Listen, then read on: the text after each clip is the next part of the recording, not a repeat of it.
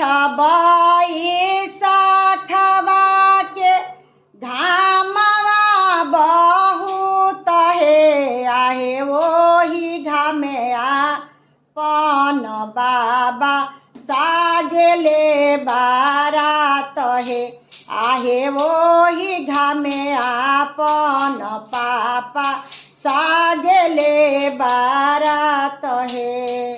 जेठ बैसाखवा के घामवा बहुत हे आहे वही घामे आपन चाचा साजले बारात हे आहे वही घामे आपन भैया साजले बारात हे।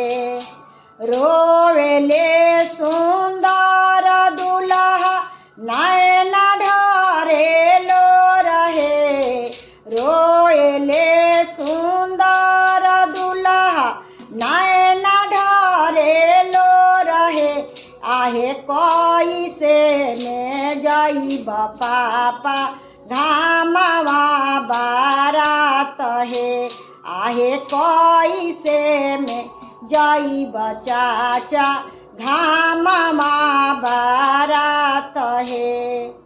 ऊपर से लागे पापा जेठवा के घाम हे आहे नीचवा से तल फेला रेतवा बलुइया हे आहे नीचवा से तल फेला रेतवा बलुइया हे।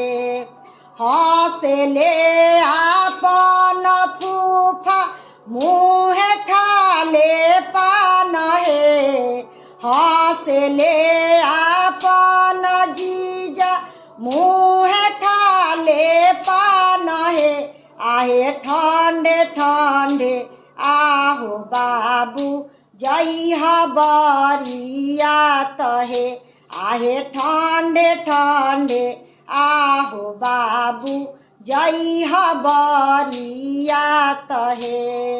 ऊपर से आहो बाबू तमुआ त नहीं बहे ऊपर से आहो बाबू तमुआ त नहीं बहे आहे पैरवा में देव बाबू सुंदर जूतवा हे आहे पैरवा में देव बाबू सुंदर जूतवा हे।